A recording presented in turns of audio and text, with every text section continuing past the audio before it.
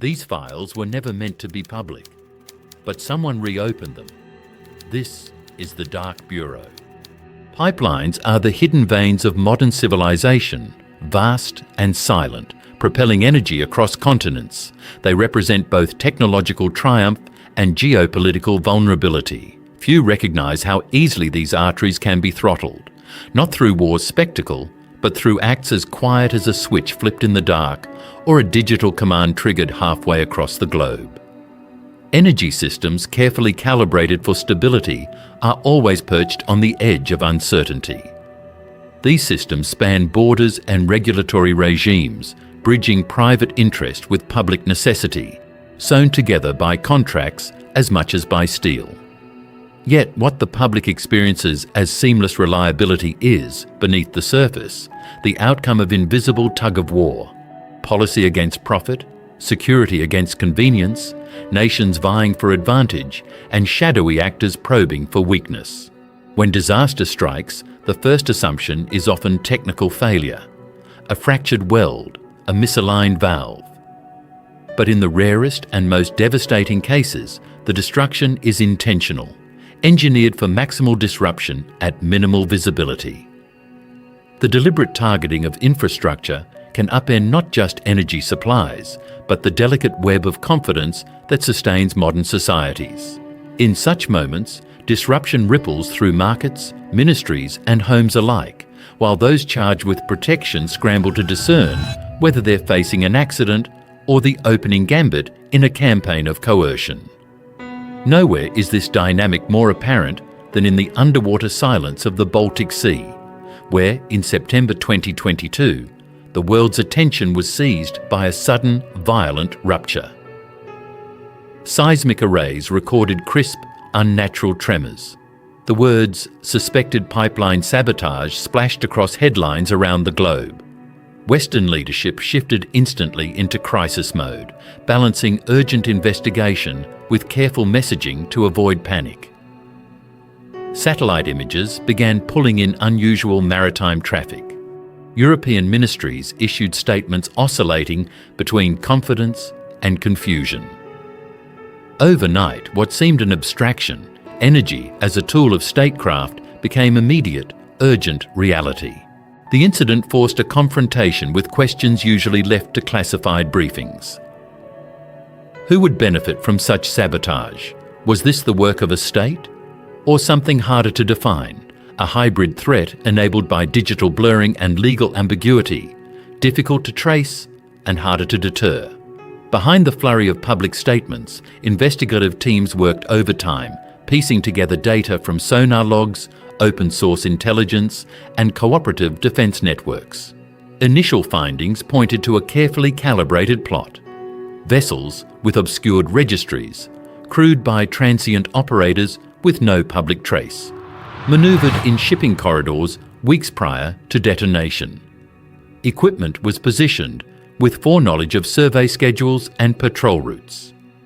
In this realm, evidence was as much absence as presence. Redacted GPS trails, blackout windows in ship logs, sudden deletions in maritime databases. But information, whether in abundance or in deficit, became a weapon in itself. Officials in Brussels, Berlin and beyond juggled competing interpretations.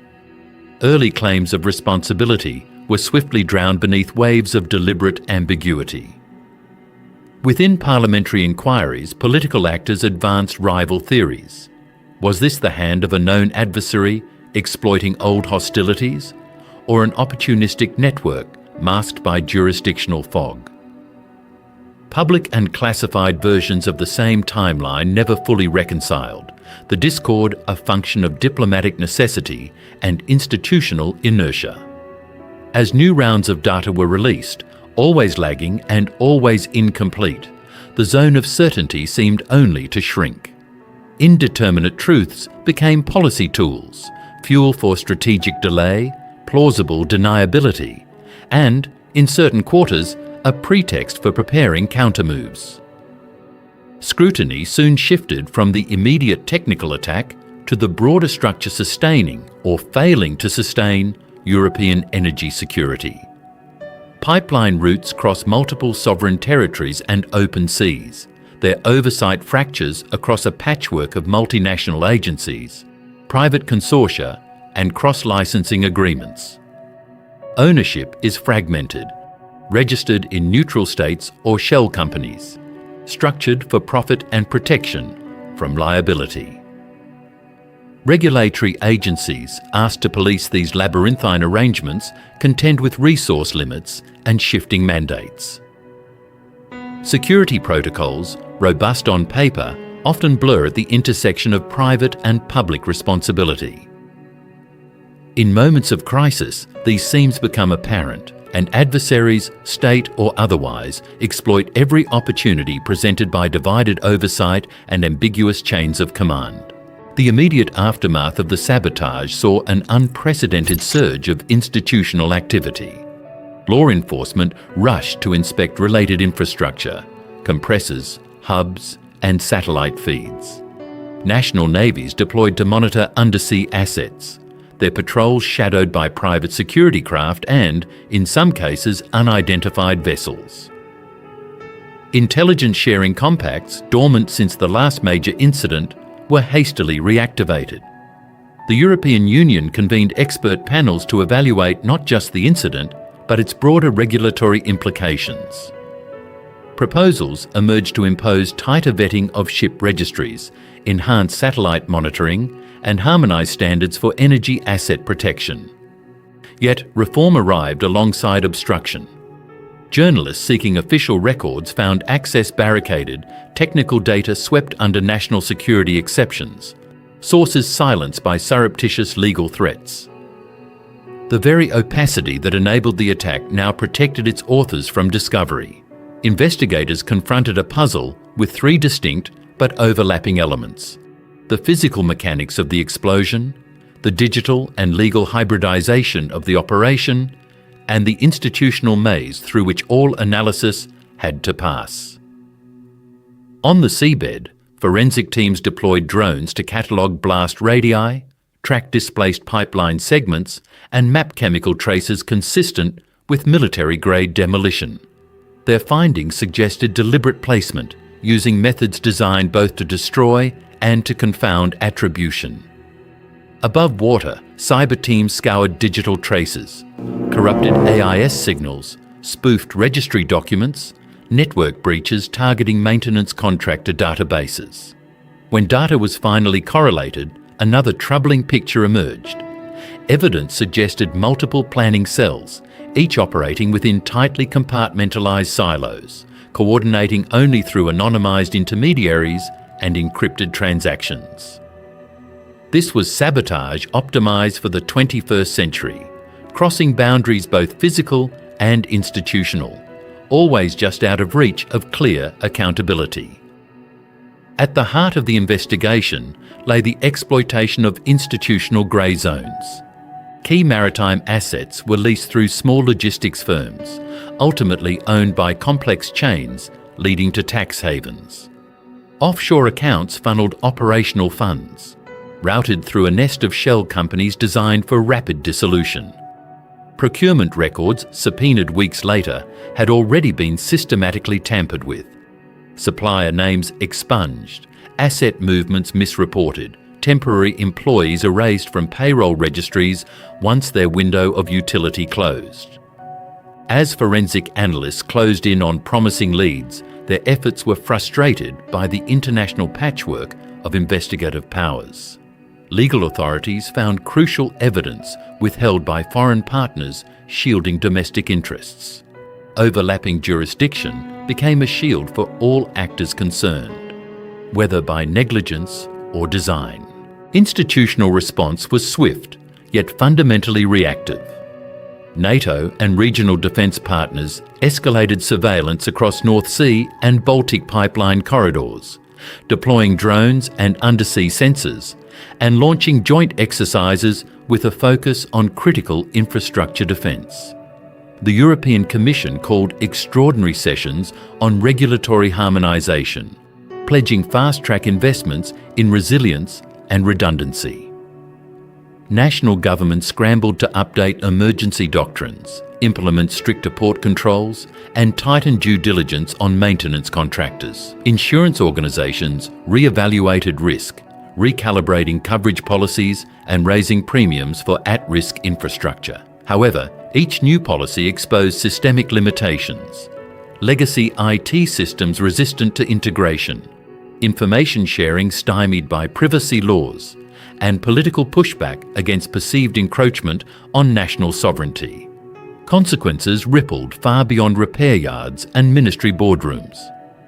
Energy markets convulsed as uncertainty over future sabotage risk sent prices soaring.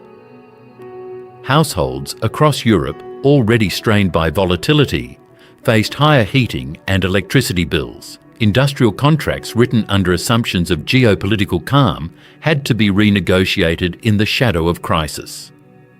Even as policymakers reassured the public of system reliability, consumer confidence frayed, manifesting as public protests, populist rhetoric, and calls for energy independence.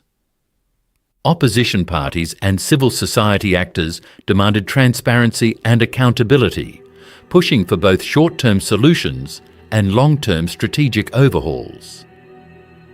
Behind closed doors, structural analysts queried the wisdom of sprawling centralised energy grids, warning of cascading vulnerabilities, the risk that a single, well-planned attack could precipitate a chain reaction far larger than any isolated outage. Legal and financial reckoning proved equally fraught. Fact-finding panels, convened with great urgency, soon bogged down in legal wrangling. Was the attack an act of war or terror, or a criminal act perpetrated for commercial gain? Insurers delayed compensation, citing the ambiguity in attribution. Companies with partial ownership or operational responsibility deflected blame, citing legal loopholes and force majeure clauses. Multinational energy firms lobbied for government guarantees, arguing that future investment in critical infrastructure would require ironclad legal shields and public subsidies. As news of the investigation's complexity spread, financial analysts warned investors of long-tail risks, protracted litigation, regulatory overhaul, and the ever-present threat of subsequent attacks targeting unprotected seams in the system. Behind every institutional or financial angle lurked the human toll. Factory managers worried about interruptions to production lines. Local governments calculated the impact of rationing or price spikes on vulnerable residents. Security briefings warned of the psychological effects, how fear and uncertainty could be as corrosive as any leap in cost or drop in supply. In schools and supermarkets, families adjusted to anxiety over whether their heat and power would remain secure. This climate of uncertainty threatened trust in authorities, shining light on a core insight. Energy reliability is not just an economic good, but a foundation of social stability, democracy, and geopolitical order. Confronted with these stakes, structural questions multiplied. Could existing defensive protocols, built for past generations of threat, withstand the fluid, hybrid tactics now on display? Where responsibility is split among nations, regulators, and private firms, how can a unified deterrence and response be achieved? Would tightening security and oversight resolve vulnerabilities, or simply push adversaries to seek ever deeper seams to exploit? The Nord Stream incident served as both a warning and a challenge, a diagnostic shock pointing to deficiencies in how the modern world secures not just pipelines, but every interdependent system on which it depends. Ultimately, the enduring significance of the sabotage is its exposure of systemic risk and institutional limits. Policy reviews in European capitals began to grapple with uncomfortable questions. Was the continent's energy future doomed by inherited infrastructure and political compromise? Did reliability now require decentralization, duplication, and sacrifice of efficiency in favor of resilience? Even as short-term repairs were rushed and new measures implemented, a sense of fragility pervaded. Defensive adjustments layered atop already complex frameworks could not mask the deeper reality. The contest over infrastructure had moved inexorably beyond the reach of legacy tools, regulations, and doctrines.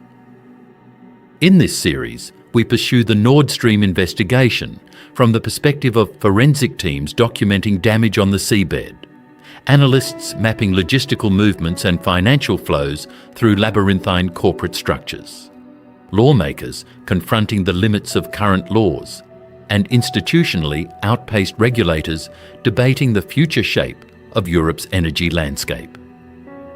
We track the operational calculus of those who planned and executed the attack, and the slow, gripping struggle to attribute, respond, and recover. The outcome remains uncertain, a story as much about adaptation and failure as about resilience and response.